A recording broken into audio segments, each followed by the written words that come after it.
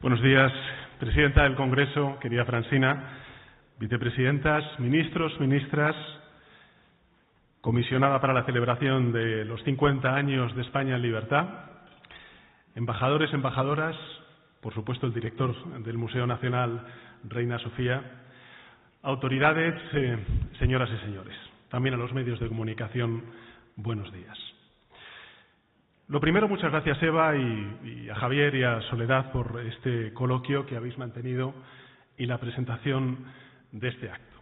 Y en segundo lugar, gracias a todos y a todas por asistir a un acto importante para nuestro país. ¿Es España lo suficientemente libre como para recuperar el Guernica? Esa es la pregunta que se hacía nada más y nada menos que el periódico The Washington Post en agosto de 1977. Una pregunta, por cierto, sobre la que debatieron durante muchos años algunos intelectuales, académicos y columnistas muy importantes, afamados de Estados Unidos. Como saben, es que por aquel entonces el Guernica se exponía en el Museo de Arte Moderno de Nueva York, en el MoMA. Y por tanto nadie cuestionaba que en algún momento el cuadro tendría que ser devuelto a España, porque esa había sido la voluntad del entonces ya fallecido Pablo Picasso. La pregunta era ¿cuándo? Porque antes de su muerte y desde el dolor del exilio, el pintor malagueño había indicado que el Guernica debería regresar a España solo cuando las libertades públicas hubiesen sido restablecidas en nuestro país. Cierto es que la dictadura franquista trató de recuperar el cuadro en varias ocasiones a partir de 1968. Incluso el mismo Carrero Blanco se involucró en el tema. Pero el Museo Neoyorquino se negó una y otra vez, por un simple motivo, y era que España no era aún un país libre. Es cierto que su economía crecida, sin duda. El abandono de la autarquía, el auge del turismo, también de la industria, pues permitieron a nuestro país empezar a recuperar esas décadas perdidas, recortar la enorme brecha de desarrollo que nos separaba del resto de países europeos. Pero lo cierto y verdad es que España seguía siendo un país pobre, un país aislado, ensimismado, un país oprimido. En la España de los años 70, esa que algunos hoy miran con nostalgia o incluso otros prometen resucitar, los ingresos medios de los hogares equivalían a menos de la mitad de la renta media de los hogares españoles de hoy. A menos de la mitad, hace 50 años.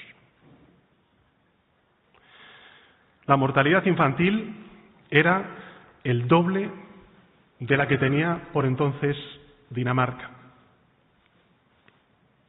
La formación superior era un privilegio para unos pocos. La mayoría de las mujeres, como ha recordado Soledad en el coloquio, no trabajaban fuera del hogar. No había libertad, no había democracia. En aquella España, como nos ha recordado Eva, no se votaba. La voluntad, por tanto, de los ciudadanos y de las ciudadanas no importaba. Estaba prohibido formar una organización política, crear una asociación, manifestarse sin permiso de la dictadura.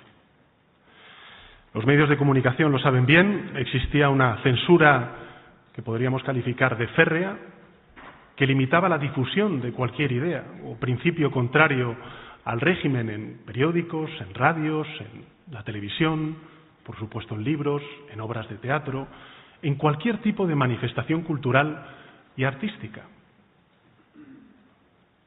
El clasismo estaba institucionalizado y el sistema celebraba y perpetuaba que hubiese ciudadanos de primera y de segunda. De hecho, no todo el mundo tenía derecho a viajar. A muchos españoles y españolas se les negaba la expedición de un pasaporte. Había muchos países, también en Europa, que estaba prohibido a los españoles visitar. En aquella época, en la España de los 70, el Estado de Derecho pues era una entelequia. A uno lo podían sacar de su casa en plena noche, torturar, encerrar en una cárcel sin ningún tipo de pruebas ni, por supuesto, un juicio justo. La gente no podía ser quien quería ser y, por tanto, tenía que amoldar su vida a la moral católica y a los principios franquistas. Las relaciones sexuales, como se ha recordado en el vídeo, tanto fuera del matrimonio o incluso la homosexualidad, eran considerados delitos y, por tanto, castigados como tales. El uso de lenguas que son también las nuestras, como el catalán, el euskera y el gallego, estaban restringidos en el ámbito tanto público como oficial. El divorcio estaba prohibido. Las mujeres, como bien recordaba antes Soledad, que sufrían malos tratos, pues no podían denunciarlos ni separarse de sus maridos. Y tampoco se podía abrir una cuenta bancaria o trabajar sin el permiso del marido. La interrupción voluntaria del embarazo era ilegal y, por tanto, solo las hijas de las élites podían abortar en lujosas clínicas, todas ellas en el extranjero. Digo todo esto porque quienes cantan las virtudes del autoritarismo quieren que olvidemos estas cosas. Quieren que olvidemos que todavía en 1970 España estaba gobernada por una minoría autocrática y represora que usaba el miedo y el poder para imponer sus intereses y sus valores al resto de la sociedad. Quieren que olvidemos que aquella España que algunos decían una grande y libre estaba en realidad hecha pedazos, aislada del mundo y hambrienta, entre otras muchas cosas, de libertad. Afortunadamente, como sabemos, la represión franquista no duró para siempre y tienen la prueba de ello a escasos metros de este auditorio, en la sala 205 de este Museo y Centro de Arte Reina Sofía. El Guernica de Picasso, el último exiliado español, regresó a España un 10 de septiembre de 1981 y lo hizo, recordémoslo, entre lágrimas y aplausos de una sociedad que veía en él el símbolo de su redención. Y medio siglo después, aquí sigue, sin que nadie se cuestione ya su ubicación, porque todos reconocen, tanto dentro como fuera, a nuestro país como una de las democracias más plenas y más prósperas de Europa y del mundo. Así que eso es lo que vamos a conmemorar a lo largo de este año 2025. Vamos a celebrar que en 1975, en un momento de gran incertidumbre política, la sociedad española decidió apostar por la democracia y por la libertad.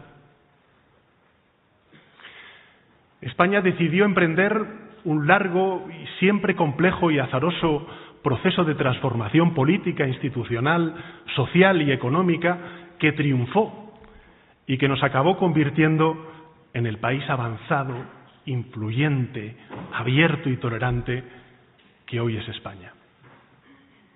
Eso es lo que celebramos. Eso es lo que reivindicamos. Y, por cierto, no somos los únicos que celebramos este tipo de efemérides. De hecho, todos los países de nuestro entorno han conmemorado el aniversario de sus democracias y lo han hecho además usando el mismo hito que empleamos nosotros aquí en España, el inicio del fin de sus dictaduras, el inicio, por tanto, del proceso democratizador. Como es lógico, y aquí se ha hecho referencia tanto por Javier como por Eva y Soledad, a los jóvenes de hoy pues les cuesta entender la escala, ¿no? La escala del cambio que se ha producido en estos últimos 50 años. Incluso a gente de mi generación le cuesta a veces. Pero los números están ahí. Son claros. son inapelables. Yo diría que hasta incluso abismales. Números que nos permiten afirmar con orgullo que nadie, viniendo de tan atrás, ha llegado tan lejos y en tan poco tiempo como la España democrática. Sirvan como ejemplo los siguientes datos. En 1975, la renta per cápita de los españoles era de 15.000 euros. 15.000 euros. Hoy es de 31.000 euros. Más del doble. En 1975, la esperanza de vida al nacer en España era de 73 años. Para que nos hagamos una idea, la misma edad que se tiene en Siria o en Uzbekistán. Hoy es de 84 años, la tercera más alta del mundo. En 1975, España estaba, pues, lógicamente, a la cola de todos los rankings internacionales de calidad democrática y hoy figura en ellos como una de las democracias más plenas del mundo, con unos niveles de calidad institucional y de libertades que sin duda algunas son mejorables, pero que superan a las de democracias tan clásicas y asentadas como, por ejemplo, la francesa o la propia de Estados Unidos. Esa y no otra es la hazaña española. Una hazaña que a menudo, pues damos por sentada, pero que durante mucho tiempo, para muchas generaciones, como aquí se ha recordado, fue solo un sueño frágil y, reconozcámoslo, improbable. Para que se hagan una idea, de las 15 mayores economías que existen actualmente en el mundo, solo hay 2 que han logrado pasar de ser dictaduras a democracias y de ser países pobres que cualificaban para recibir ayuda al desarrollo a ser países ricos con un Producto Interior Bruto per cápita que duplica la media global. Pues solo 2 países en el mundo, uno de ellos Corea del Sur y otro España, han sido capaces de lograrlo. Yo creo que esa espectacular transformación es lo que celebramos este año bajo el lema España en libertad. Y como se ha dicho, lo vamos a hacer con un centenar de conferencias, de exposiciones, de proyecciones audiovisuales, de actividades culturales que nuestra comisionada, la doctora Carmina Gustrán, ha explicado de manera mucho más concreta. Pero que lo vamos a hacer, y es lo que me gustaría compartir con todos ustedes, con 3 objetivos claros. El primero es el de celebrar la gran transformación económica, social, institucional, política que ha protagonizado España en los últimos 50 años. Porque recordar lo mucho que hemos logrado en el pasado es la mejor forma de entender lo mucho que podemos lograr en el futuro.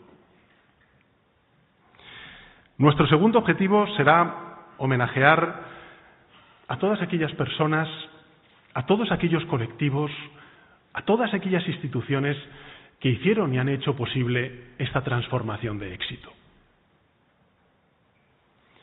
Queremos poner en valor el esfuerzo de los trabajadores y de los empresarios, de la sociedad civil, de los partidos políticos, de los ayuntamientos, de las comunidades autónomas y de los distintos gobiernos que han tenido a lo largo de estos más de 40 años de democracia nuestro país.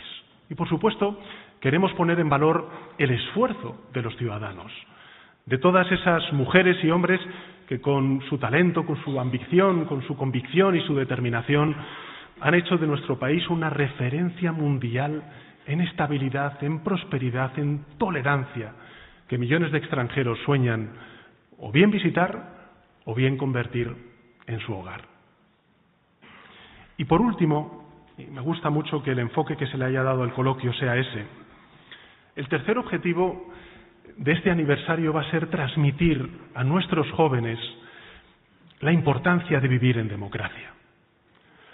Porque cuando uno ha pasado toda su vida bajo su velo protector, es fácil olvidar las enormes fortalezas de la democracia y dejarse seducir por quienes prometen a la gente orden, seguridad, riqueza, a cambio de arrebatarles lo más preciado de una persona, de un individuo, que es el poder de elegir el destino de uno mismo, de convertirles en consecuencia en agentes pasivos, en meros espectadores del proyecto social y económico que ellos quieren imponer y desplegar. De hecho, si nos paramos y analizamos la actualidad política, económica y social, que antes se ha hecho referencia, de hecho está pasando. Los valores y los regímenes autocráticos están avanzando. De hecho, los regímenes autocráticos están avanzando en medio mundo, como quien dice. El fascismo que creímos dejar atrás es ya la tercera fuerza política en Europa. La tercera fuerza política en Europa. Y la internacional reaccionaria, como lo dijo el presidente Macron hace escasos días, o la internacional ultraderechista que venimos denunciando desde hace años también en España, liderada en este caso por el hombre más rico del planeta, ataca abiertamente a nuestras instituciones, azuza el odio y llama abiertamente a apoyar a los herederos del nazismo en Alemania, en las próximas elecciones que va a tener el principal país económico de Europa. Y creo que todo esto es un problema, es un reto, es un desafío que debería interpelarnos a todos los que creemos en la democracia y también en la Constitución española. Porque, como bien se ha dicho en el vídeo, si la historia nos enseña algo es que la libertad nunca se conquista de forma permanente. Es algo que se puede perder, como ocurrió hace casi un siglo, cuando 14 de las 24 democracias que existían en el mundo se convirtieron en dictaduras. Y los derechos y libertades de 1 de cada 3 europeos y de 26 millones de españoles y españolas se vieron cercenados. Por tanto, puede volver a ocurrir. Y no hace falta ser de una determinada ideología, ni de izquierdas, ni de centro, ni de derechas, para mirar con tristeza, con enorme tristeza, y también con terror, los años oscuros del franquismo y temer que ese retroceso se repita. Basta con ser demócratas. Basta con entender que la libertad, la verdadera libertad, es aquella que nos hace mejores como personas y como sociedad, y es aquella que nos permite votar y participar, manifestarnos y expresar nuestras ideas y vivir de acuerdo a ellas, sin ningún tipo de miedo, ni miedo a la represión o a la censura, ni miedo a que alguien nos saque de madrugada de nuestra casa, nos expulse de nuestro trabajo o nos condene al ostracismo social, como ocurrió durante todos esos años de dictadura. Por todo ello, en un aniversario como el que celebramos en el año 2025, y hoy más que nunca, tenemos que reivindicar, tenemos que defender y tenemos que fortalecer la democracia en nuestro país. ¿Y cómo podemos hacerlo? ¿Cómo debemos hacerlo? Yo creo que en primer lugar siendo valientes, consolidando y avanzando en derechos y en libertades, nunca retrocediendo en ellos, haciendo de nuestra sociedad una sociedad más próspera y cohesionada, también libre y tolerante, tal y como reivindican los artículos de la Constitución española.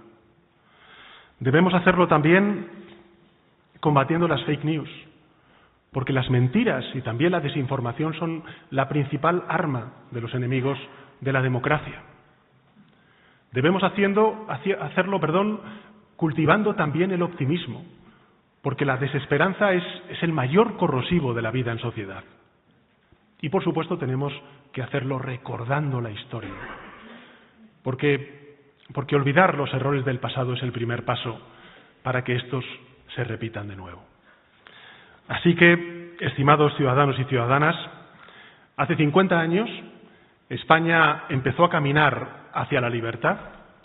De las cenizas de la última dictadura de la Europa occidental, nuestros padres y madres, nuestros abuelos y abuelas, nosotros mismos y mismas, logramos levantar una de las democracias más prósperas y plenas del planeta, la democracia que somos hoy, celebrémoslo y construyamos con ella otros 50 años más de progreso y de libertad.